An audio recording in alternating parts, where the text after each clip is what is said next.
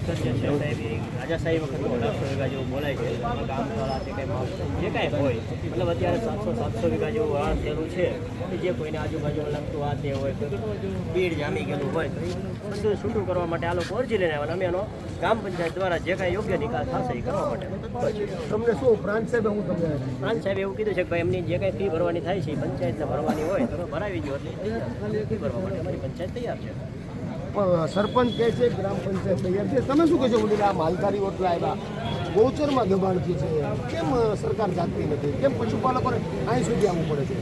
આ મૂંગા પશુ બિચારા બોલી ન શકે એના માટે આ બધું પશુપાલનો આવ્યા છે અહીંયા.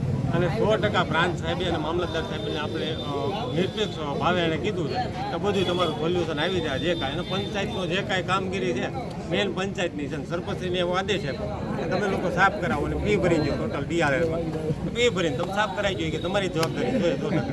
પણ સરપંચની આ વર્ષોથી દબાણ છે આ તો ને અમારા બાપ દાદા વખતનું છે અમને સાંભળે નથી તેદુનું દબાણ એમનું 100% છે. હવે માનો હજી દબાણ દૂર નહીં થાય તો શું કરશે બાજુવાળા? નહીં આનું પછી તો શું છે ગાંધી માર્ગે અમારે આંદોલન કરવું પડે. આ લોકોનો તો બીજો કાંઈ ઉપાય જ નથી. જ્યાં લગી સાફ સફાઈ નહીં કરે જ્યાં લગી પશુઓ મૂંગા પશુની અરજી નહીં સાંભળે ત્યાં લગી અમે આંદોલન કરવાના મૂડમાં છે.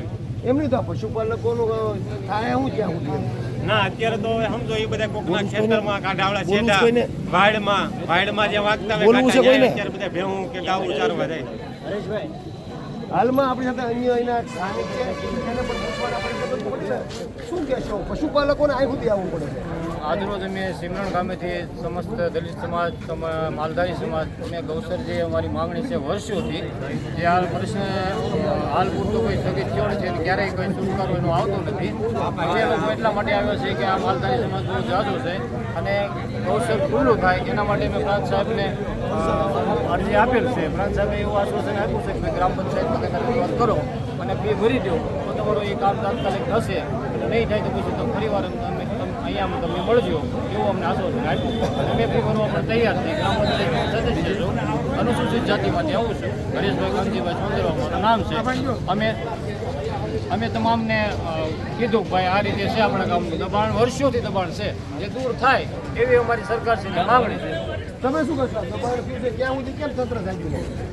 અત્યારે તો શું છે તંત્રને કોઈ આગળ સરપંચશ્રીઓ જે કાંઈ હોય તે જે કાંઈ લોકોએ હોય કોઈ માગણી કરી હોય ન કરી હોય આપણે બહુ હજી પણ અત્યારે આ લોકોએ કીધું તો અમે કીધું ભાઈ અમે તમારી સાથે આવી અને તમારી માગણી આપણે સાહેબશ્રીને આપી અને બધાને ભેગા રહી અને દૂર કરાવીશું.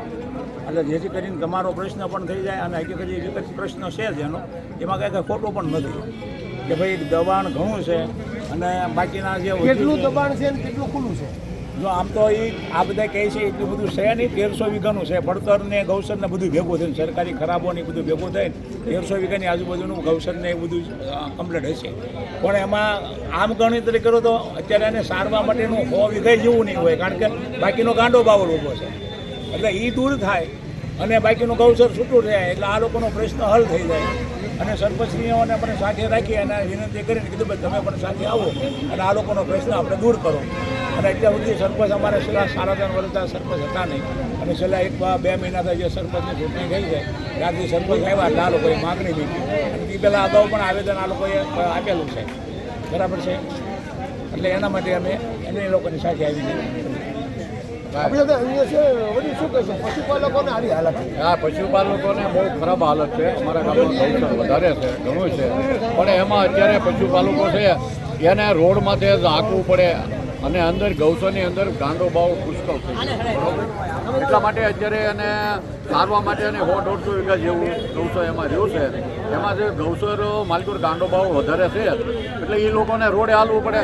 રોડે હાલે એટલે વાહનવાળાની તકલીફ અને ગૌચર જો છૂટું થઈ જાય દાખલા તરીકે તો માલધારી સમાજ છે હેઠા હાલે ને ઓલા રોડમાં તો ન હાલે. પણ અમારા ગામમાં વર્ષોથી આ દબાણ થયેલું છે. અમારા ગામમાં 1200-1300 વીઘા જીવ હોય છે પણ એ સરકારશ્રી એનો એ માપણી કરી અને ખુલ્લું કરાવે એવી અમારી વિનંતી છે. આપણે તો શું કહેશો પશુપાલકોને આવી હાલત છે કેમ સરકાર ધ્યાન નથી દેતી? હાલાકી તો જો અહીંયા જોવાઈ ગયું કેવી હાલાકી છે. ગાયને આપણે માતા કહે બધા ગાયને માતા કહે. ગાયને લઈને માલધારી સમાજ અહીંયા આવ્યા હતા એ લાગણી થાય છે કે ભાઈ ગાયને આપણે લઈને જઈએ અને આ જગ્યા પવિત્ર થઈ જાય. આપણે ઘરનું વાસ્તુ કરીએ કે જે કાંઈ કરો હિન્દુ સમાજની અંદર ગાય માતાને મોખરે સ્થાન આપવામાં આવ્યું છે. ગાયને જાપે ઉભામાં રાખી મામલતદારશ્રીને પ્રાંત સાહેબને રજૂઆત કરવા 4 વખત ગયા કે ગાયને ખાલી 2 ગાય લાવવા જો અંદર એકવાર ખાલી અને આટો મરવા જો તો પણ આ માલધારી સમાજની લાગણી દુભાવી અને સૌથી વિશેષ તો ગાયને માતા કહી છે પણ હવે માતાનું પણ સ્થાન ધીમે ધીમે કરતા જતું રહેતું એવું લાગે છે મારી દ્રષ્ટિએ. પરંતુ આ પશુપાલકોની હાલાત ને વ્યથા છે ક્યારે નિરાકરણ આવશે? નિરાકરણ કોને નથી અત્યારે, બરોબર છે. આ લોકોએ અગાઉ પણ અરજી કરેલી છે અને તે પહેલાં કંઈક કરેલી છે અરજી, પણ આનો નિવાડો કોઈ વાતે આવતો નથી. આવ્યા અમને અરજી થઈ ગયો, અમે તમારું કામ કરી નાખ્યું એવા આશ્વાસન રૂપી જવાબ આપવામાં આવે છે.